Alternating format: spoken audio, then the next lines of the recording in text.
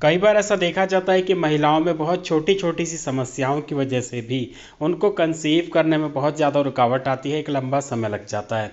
और ये समय तब ज़्यादा लग जाता है जब वो किसी ऐसे डॉक्टर के पास जाती हैं कि वो डॉक्टर चाह कर भी उस समस्या का ट्रीटमेंट नहीं करना चाहते, सीधा सीधा आईवीएफ करने की सलाह दे देते हैं। और अगर कपल्स के पास पैसे हों, अच्छा खासा बजट हो, तो वो लोग आईवीएफ करवा भी लेते हैं, बेशक से वो सक्सेसफुल ना हो। और ऐसा ही कुछ हमारे इन सब्सक्राइबर के साथ हुआ है, जिनकी स्टोरी आज के वीडियो में आप लोगों के साथ में शेयर करने जा रहा हूँ। दोस्तों, जैसे कि आप लोग वीडियो का टाइटल देख के समझ गए होंगे कि ये शादी के 10 साल बाद माँ बनी है और यहाँ तक इनका 2 बार आईवीएफ भी फेल हो चुका है। क्या प्रॉब्लम थी, कैसे इन्होंने कंसीव किया, कौन कौन से टिप्स को फॉलो किया, ये सारी चीज़ें अभी इस वीडियो में आप लोगों के साथ में शेयर करूँगा। वीडियो को अंत तक पूरा ध्यान से देखें, ध्यान से सुने, ताकि आप भी इससे फ़ायदा उठा सकें। और इसके साथ साथ वीडियो को लाइक ज़रूर करें और इसको शेयर भी करें फेसबुक और व्हाट्सएप पे, ताकि हर किसी तक वीडियो पहुँचे और वो भी इसका फ़ायदा उठा सके। नमस्कार दोस्तों, स्वागत है आप सभी का हमारे यूट्यूब चैनल आलोक फिटनेस आइडियाज़ में। तो चलिए शुरू करते हैं। दोस्तों, ये जो हमारी सब्सक्राइबर है, इनका नाम है सुजाता और ये मुंबई की रहने वाली हैं और इनकी एज 35 ईयर्स यानी कि 35 साल। हस्बैंड की एज है 38 यानी कि 38 साल। दोस्तों, इन्होंने मुझे बताया कि इनकी शादी आज से करीब 10 साल पहले सन 2011 में हुई थी और शादी के पहले से इनके पीरियड इरेगुलर रहा करते थे, लेकिन इसके बारे में इनको कोई ख़ास नॉलेज नहीं थी। और शादी के बाद लगातार 2 साल तक इन्होंने नेचुरली ट्राई किया कंसीव करने के लिए, किसी तरह का कोई परहेज नहीं किया, कोई प्रिकॉशन यूज़ नहीं किया। उसके बाद भी जब इनको कंसीव नहीं हो पाया तो ये हस्बैंड और वाइफ दोनों डॉक्टर के पास गए। तो डॉक्टर ने इनको बोला कि 6 महीने आपका ट्रीटमेंट चलेगा, इसमें आपके पीरियड्स रेगुलर हो जाएंगे और आप नेचुरल ट्राई करिए कंसीव करने के लिए। अगर फिर भी कंसीव नहीं होता है तो उसके बाद हम दूसरा कोई तरीका देखते हैं। तो उसके बाद जब डॉक्टर ने इनका ट्रीटमेंट शुरू कर दिया तो 6 महीने लगातार इनकी मेडिसिन चली और जितने दिन की इनकी मेडिसिन चली तो उस दौरान इनके जो पीरियड्स थे हर महीने टाइम टू टाइम रेगुलरली आ रहे थे। लेकिन जैसे ही इनकी मेडिसिन बंद कर दी गई तो उसके बाद इनके जो पीरियड्स हैं वो पहले की तरह इरेगुलर हो गए। कभी 1 महीने में, कभी 1.5 महीने में आते थे, कभी 20 दिन में आ जाते थे। तो इस तरीके से जो है इनकी पीरियड की प्रॉब्लम पहले की तरह ही वापस लौट गई। उसके बाद जब इन्होंने दूसरे डॉक्टर के पास जाकर के चेकअप कराया तो दूसरे डॉक्टर ने जब इनके सारे चेकअप किए तो उसमें ये पाया गया कि इनका AMH यानी कि एंटी मुलेरियन हार्मोन बहुत ज़्यादा बढ़ा हुआ है। इस कारण से इनका ओव्यूलेशन नहीं हो पा रहा है, एग नहीं बन पा रहे हैं और पीरियड इरेगुलर है। डॉक्टर ने इनको बोला कि हम 6 से 7 महीने करीब आपका ट्रीटमेंट चलाएंगे और इस दौरान अगर आपको कंसीव हो जाता है तो ठीक है, नहीं तो आपको IVF कराना पड़ेगा। दोस्तों, यहाँ पे एक इम्पॉर्टेंट बात आप लोगों को बताना चाहता हूँ।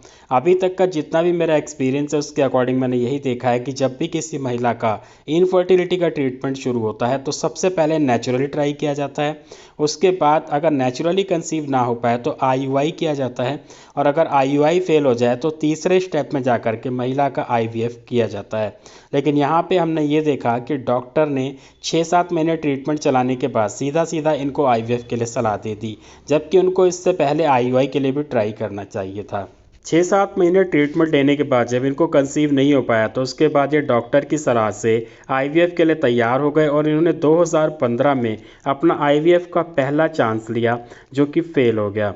दोस्तों, उसके बाद डॉक्टर ने इनको बोला कि आपको फिर से एक चांस लेना चाहिए और डॉक्टर के अकॉर्डिंग ये लोग फिर से तैयार हुए और 2016 में इन्होंने फिर दोबारा एक बार IVF कराया। दोस्तों, इस बार भी इनका IVF फेल हो गया और इसके बाद ये लोग काफ़ी ज़्यादा स्ट्रेस में रहने लगे, क्योंकि दोस्तों जैसे जैसे डॉक्टर कह रहे थे वैसे वैसे ये लोग सारे ट्रीटमेंट करा रहे थे। इन्होंने पैसे भी लगाए, टाइम भी दिया और उसके बाद भी इनको किसी तरह का कोई रिजल्ट नहीं मिला। तो आप समझ सकते हैं ऐसे में हर कोई स्ट्रेस में आ जाएगा और शादी को कई साल भी हो चुके थे। तो ऐसे में ये काफ़ी ज़्यादा स्ट्रेस में रहने लग गए थे और 1 साल तक तो इन्होंने किसी ट्रीटमेंट के बारे में सोचा भी नहीं। और उसके बाद साल 2018 में इनके किसी रिश्तेदार ने इनको होम्योपैथिक ट्रीटमेंट के लिए एडवाइस किया और ये अपने नज़दीक में एक होम्योपैथिक डॉक्टर से ट्रीटमेंट लेने लग गए। और उसके बाद इन्होंने करीब 1.5 साल तक वहाँ से ट्रीटमेंट लिया, लेकिन इस 1.5 साल के अंदर इनको कोई भी फ़ायदा नहीं हुआ। दोस्तों, इसी दौरान इन्होंने मुझे बताया कि YouTube पे काफ़ी दिनों से वीडियोस वगैरह देख रहे थे। तो ऐसे ही इन्होंने एक दिन YouTube पे हमारा AMH वाला वीडियो देखा, जिसमें हमने बढ़े हुए AMH को कंट्रोल करने के लिए कुछ खास टिप्स बताए थे और उन सारी टिप्स को इन्होंने खुद से ही फॉलो करना शुरू कर दिया। उसके बाद इन्होंने मुझे बताया कि करीब 3 से 4 महीने लगातार इन्होंने हमारी टिप्स को फॉलो किया। इस दौरान इनको अपने पीरियड्स के अंदर काफ़ी ज़्यादा बदलाव महसूस हुआ और इसी बदलाव की वजह से इनका जो खोया हुआ कॉन्फिडेंस था वो वापस आया और इन्होंने हमसे बात करने की कोशिश की। दोस्तों काफ़ी कोशिश करने के बाद जनवरी 2021 में इनकी हमारी बात हुई और उसके बाद जो जो टिप्स मैंने इन लोगों को बताए थे वही मैं आप लोगों के साथ अभी यहाँ पे शेयर कर रहा हूँ। टिप नंबर 1 थी वेट लॉस, क्योंकि दोस्तों इनका जो बॉडी वेट था इनकी हाइट के अकॉर्डिंग ज़्यादा था। इनका जो बॉडी वेट था वो था 67 kg और इनकी हाइट थी 5.4। दोस्तों मैंने इनको ये बोला कि आप अपना बॉडी वेट 8 से 9 किलो करीब कम कर लीजिए। सबसे पहले तो आपको ये काम ज़रूर करना है क्योंकि इसके बाद ही आपका ट्रीटमेंट हो पाएगा। तो इनको मैंने बोला कि आप अपने नज़दीक में कोई जिम ज्वाइन कर लीजिए या फिर किसी ट्रेनर के अंडर रह कर के एक्सरसाइज कीजिए ताकि आप जल्द से जल्द अपने वेट को लॉस कर सकें। टिप नंबर 2 है फर्टिलिटी मसाज, जैसे कि मैं हर महिला को एडवाइस करता हूं क्योंकि फर्टिलिटी मसाज करने से महिलाओं का ये जो फर्टिलिटी सिस्टम है, जो उनकी यूट्रस है, उनकी ओवरी है, उनकी फैलोपियन ट्यूब है, ये सारी चीज़ें रिएक्टिव हो जाती हैं, रिस्टोर हो जाती हैं और पहले की तरह से काम करना शुरू कर देती हैं। तो इनके लिए भी फर्टिलिटी मसाज करना बहुत ज़्यादा ज़रूरी था क्योंकि AMH इंक्रीज़ होने की वजह से इनकी ओवरी में बहुत सारे फॉलिकल्स ग्रो कर रहे थे लेकिन वो रप्चर नहीं हो पा रहे थे। टिप नंबर 3 है शतावरी पाउडर। दोस्तों आयुर्वेद के अंदर हार्मोन्स को बैलेंस करने का सबसे अच्छा तरीका माना जाता है शतावरी पाउडर और बहुत ही सस्ता भी है। तो मैंने इनको शतावरी पाउडर लेने के लिए कहा था रोज़ाना 1 चम्मच और ये शतावरी पाउडर इनको हल्के गुनगुने पानी के साथ लेने के लिए बताया गया था। दोस्तों शतावरी पाउडर हार्मोन्स को बैलेंस करने के साथ साथ ओवरी को सपोर्ट करता है ताकि ओवरी अच्छे एग्स बनाए और समय पे उसका ओवुलेशन हो सके। टिप नंबर 4 है योगा। दोस्तों जैसे कि इनको वेट लॉस करने के लिए एक्सरसाइज करने के लिए कहा गया था और उसके अलावा इनको रोज़ाना आधे आधे घंटे कपालभाति और अनुलोम विलोम करने के लिए भी कहा गया था क्योंकि दोस्तों एक्सरसाइज अपनी जगह पे है, योगा अपनी जगह पे है। योगा करने से होता है कि इनका जो फर्टिलिटी सिस्टम है वो बूस्ट होता है और बॉडी से स्ट्रेस लेवल कम होता है।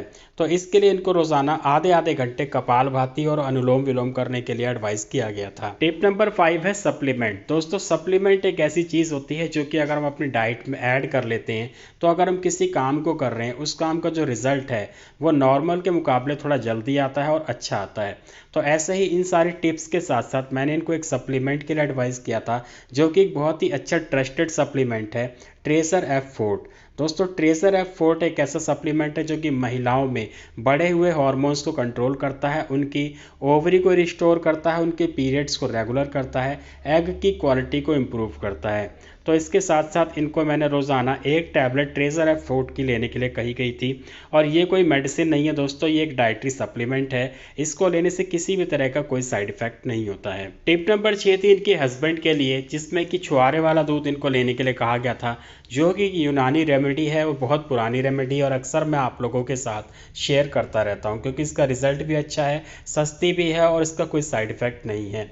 तो इनको रोज़ाना छुहारे वाला दूध लेने के लिए कहा गया था और इसके साथ साथ इनको रोज़ाना रात में अश्वगंधा पाउडर भी लेने के लिए कहा गया था क्योंकि दोस्तों जिस हिसाब से इनकी एज थी और स्ट्रेस लेवल था उसके लिए हमें अश्वगंधा भी ऐड करना पड़ा ताकि इनके स्ट्रेस लेवल को ठीक किया जा सके और इनके स्पर्म क्वालिटी को बूस्ट किया जा सके। तो ये सारी टिप्स इनको 6 महीने तक फॉलो करने के लिए कहा गया था लेकिन इन्होंने मुझे बताया कि 5वें महीने में इनके पीरियड मिस हो गए थे और उसके बाद इन्होंने जब प्रेगनेंसी टेस्ट किया तो वो टेस्ट पॉजिटिव था।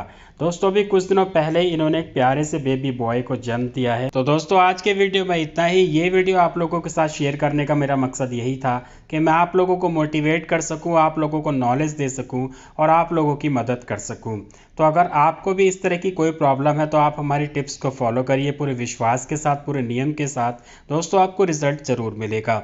और इसके अलावा अगर आप हमसे बात करना चाहते हैं तो नीचे दिए गए इंस्टाग्राम आईडी पे फॉलो कर लें। बहुत जल्द वहाँ पे मैं एक Q&A सेशन करने वाला हूँ जिस पे आप मुझसे अपने सवालों के जवाब ले सकते हैं। तो आज के वीडियो में इतना ही। वीडियो को लाइक कर दें, ज़्यादा से ज़्यादा शेयर करें, चैनल पे पहली बार है तो चैनल को सब्सक्राइब करें। मैं मिलूँगा आपसे अगले वीडियो में, तब तक के लिए अपना ख्याल रखें।